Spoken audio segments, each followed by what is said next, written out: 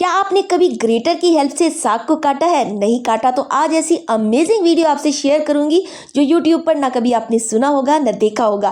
Pressure cooker में जुराब डालते ही आपकी सबसे बड़ी परेशानी खत्म होने वाली है और इसके साथ साथ हमेशा की तरह कुछ ऐसे tips and tricks, amazing diet plan, cleaning hacks and ऐसे लाइफ हैक्स जो आपकी डेली लाइफ को ना सिर्फ आसान बनाएगी बल्कि टाइम और पैसे की बचत होने वाली है।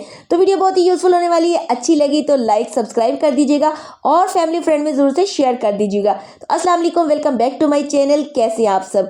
आई होप आप सब ठीक होंगे। तो चलिए जल्दी से पहली टिप को स्टार्ट करते हैं। तो देखिए फ्रेंड्स, अगर आपके पास पुरानी चूड़ियां हैं जो साइज में कोई छोटी होगी हो या फिर मेटल की हैं, उनका कलर या शेप खराब हो गया, तो इनको रीयूज किस तरह से कर सकती है।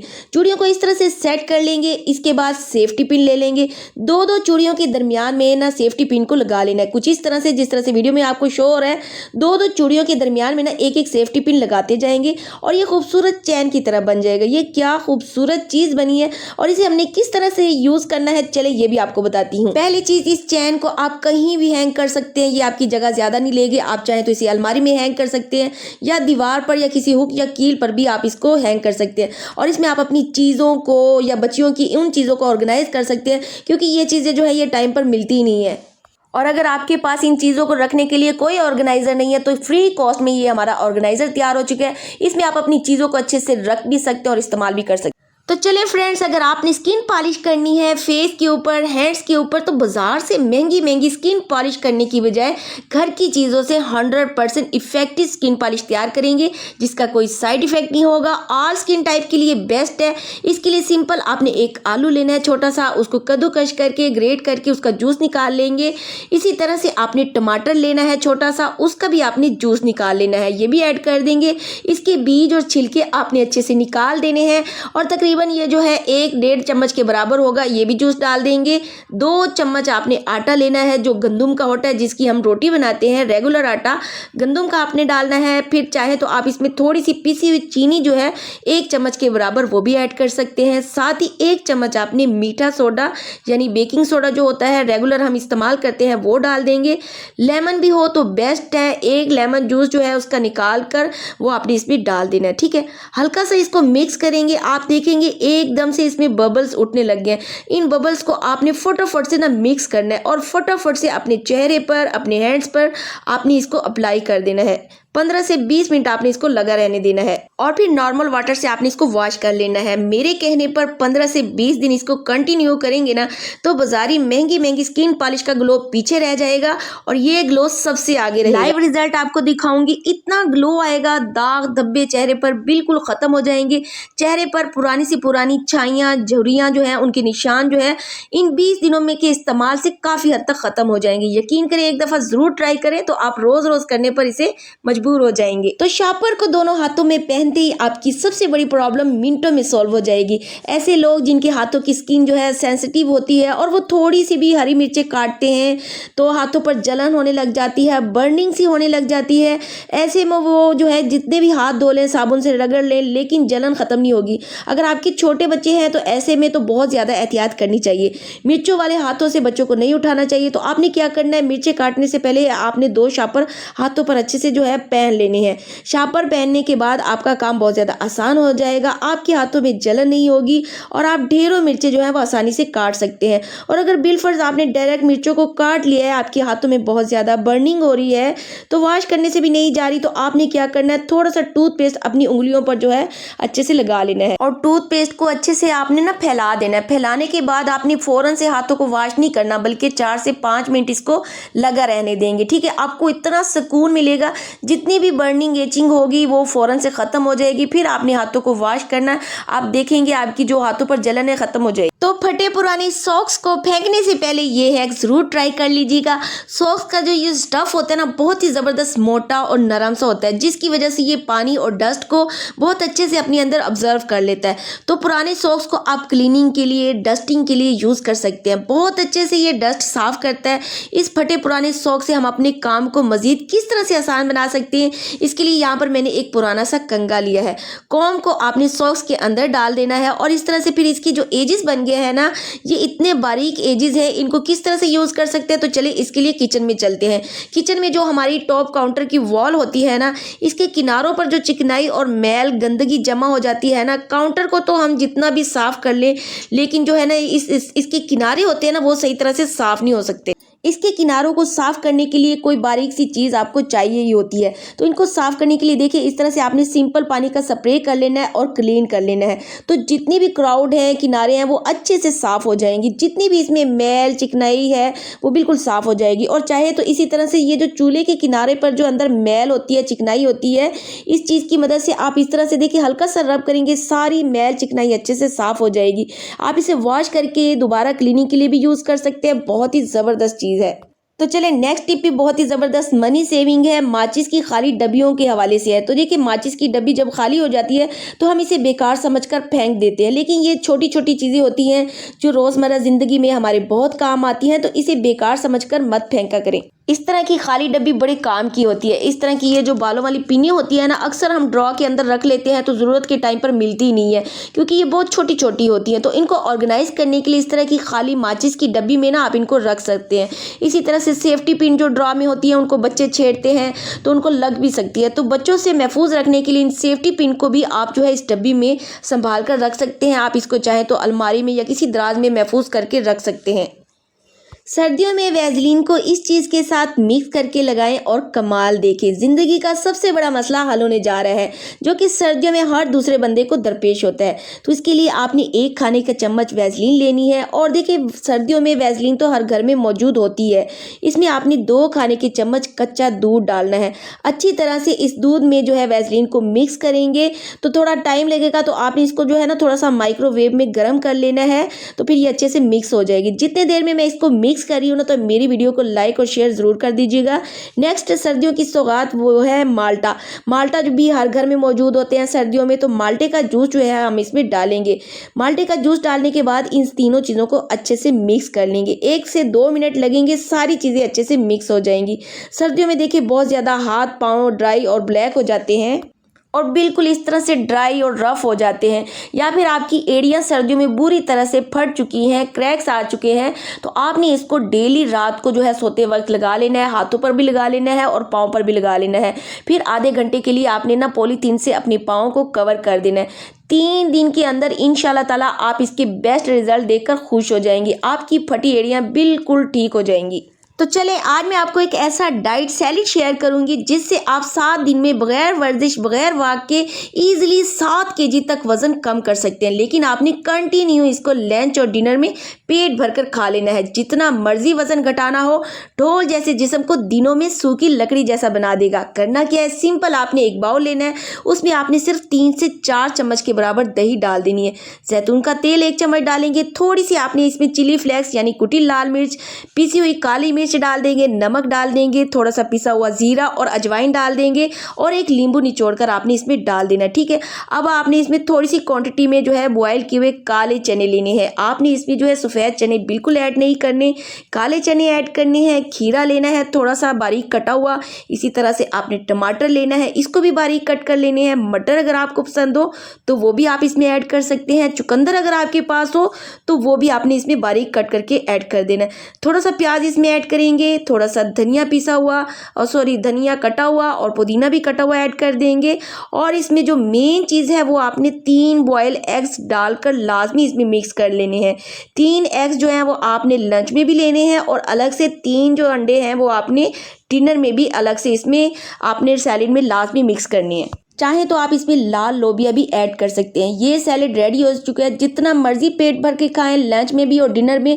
इंशाल्लाह ताला 7 दिन में आपका वेट जो है ना बहुत तेज़ तरीके से बर्न हो जाएगा। और अगर ऐसे ही डाइट प्लान आप देखना चाहते हैं ना, तो मेरे चैनल को जल्दी से आपने सब्सक्राइब कर लेना है ताकि आप सबका फ़ायदा हो सके और मैं इससे भी अच्छे अच्छे डाइट प्लान आपके लिए लेकर आऊँगी। तो सर्दियों में प्रेशर कुकर में जुराब डालते ही आपकी सबसे बड़ी परेशानी ख़त्म होने वाली है। तो आपने एक ऐसा बर्तन लेना है, कोई भी कढ़ाई खुले बर्तन वाली हो, पतीला हो या कुकर, जो पीछे से बिल्कुल साफ़ सुथरा हो और हल्का सा भी काला ना हो। इस बर्तन को आपने चूल्हे के ऊपर जो है उल्टा रख देना और लो फ्लेम पर ना आपने हल्का सा गर्म कर लेना। हल्का से ही जैसे गर्म हो जाएगा तब आपने इसका इस्तेमाल करना है। कैसे?